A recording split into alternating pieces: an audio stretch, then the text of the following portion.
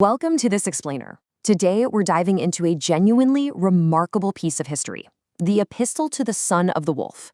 Written in the late 19th century by Baha'u'llah, this text is, well, it's intense. To really grasp it, we have to look at the context. Picture this: a heavily persecuted exile, writing directly to a ruthless cleric who is actively ordering the executions of the author's followers. You'd expect a declaration of war, right? But the crazy thing is, instead of a call to arms, this letter lays out a surprising, highly detailed blueprint for global peace. Let's get into it. Okay, here's our roadmap for navigating this document. We'll be looking at addressing the wolf, the path of nonviolence, a blueprint for peace, messages to world leaders, and finally, the ultimate vision. Starting right off with Section 1, Addressing the Wolf. So who is this wolf? He was a prominent cleric directly responsible for shedding the blood of Baha'i followers. Now, if your people were being murdered, you'd probably open a letter with fierce condemnation or at least a demand for vengeance. Not here. Baha'u'llah actually refers to himself simply as this wronged one. He appeals directly to the cleric's conscience, urging him to purify his soul with the waters of renunciation and adorn his head with the fear of God. It's wild. He's actively trying to awaken the humanity of his own oppressor. And remember, this appeal for justice wasn't written from a comfortable desk. The author was enduring a lifetime of continuous exile. The text outlines this completely harrowing journey, dragged from his home in Persia to the dungeon of Tifran, banished to Baghdad in Iraq, pushed along to Constantinople, and ultimately locked away in the desolate prison city of Akka. Literally, he's drafting this massive, sweeping vision of world peace while living as a prisoner.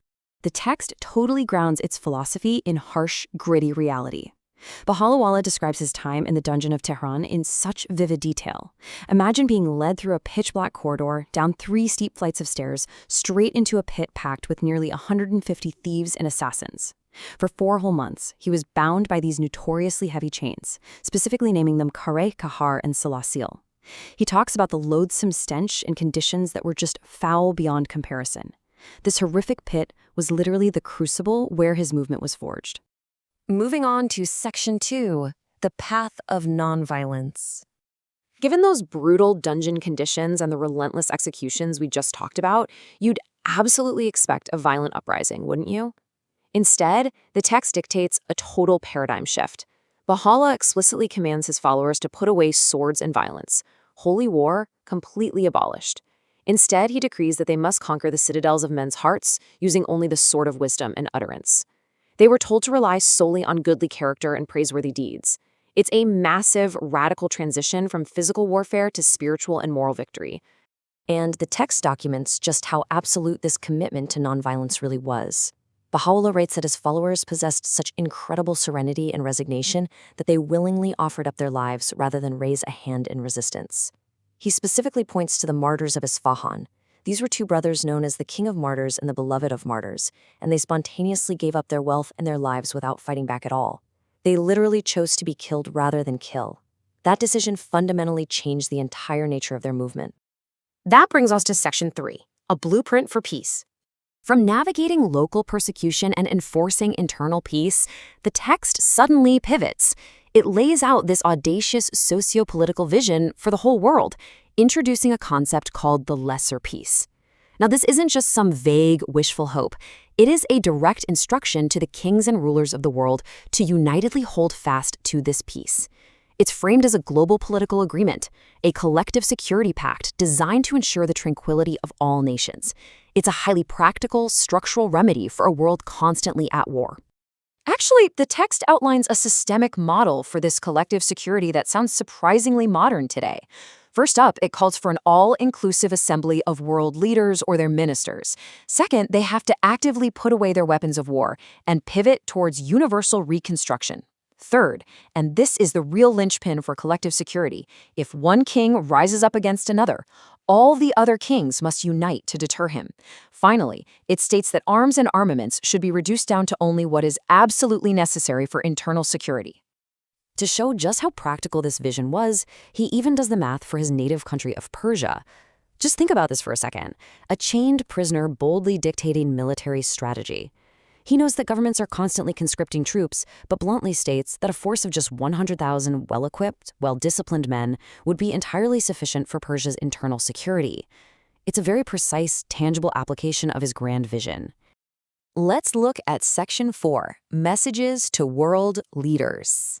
So how did he plan to actually get this blueprint out there? Well, he didn't just write to local clerics. He went straight to the absolute peaks of 19th century global power. Bypassing his immediate captors, he embedded passages within this epistle from previous letters he'd sent directly to Napoleon III of France, Queen Victoria of the United Kingdom, and the Tsar of Russia. He is literally speaking directly to the rulers of the world stage. His message to Napoleon III is, well, it's a stark, unyielding warning.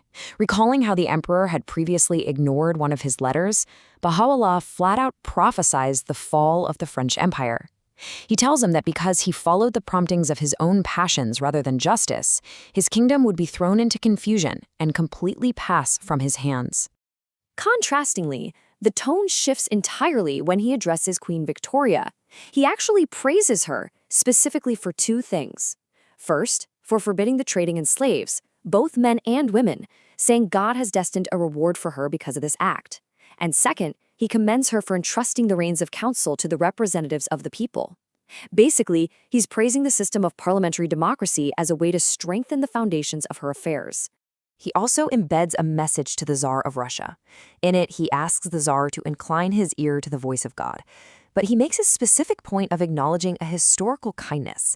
He recalls how, while he lay chained and fettered in that dark dungeon of Tigran we talked about earlier, one of the Tsar's ministers had actually extended him aid. It really shows a profound memory for justice, even amidst immense personal suffering. Which leads us to Section 5, the ultimate vision. Moving beyond the immediate crises and royal letters, what's the ultimate goal here? Baha'u'llah uses this incredibly powerful metaphor. He says humanity isn't just a collection of isolated nations, it's a single human body. And right now, this body is sick.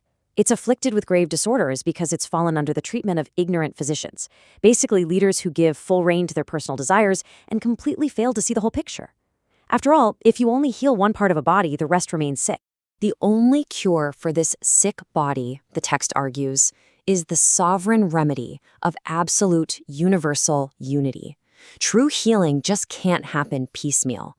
It requires a fundamental recognition of the oneness of humanity, the union of all its peoples in one universal cause. He argues that this is literally the mightiest instrument we have for curing the diseases of war, hatred, and division. Which leaves us with a final, thought-provoking question. We've just explored a text written by an exiled prisoner in the 19th century, a man who endured heavy chains and the murder of his own followers. Yet he proposed abolishing holy war, creating a global assembly of leaders, establishing collective security, and treating the entire world as a single, interdependent body. If the world is indeed a sick body, how does this historical blueprint for a unified world hold up against the fractured global politics and challenges we face today? It is definitely something to think about. Thanks so much for joining me on this explainer.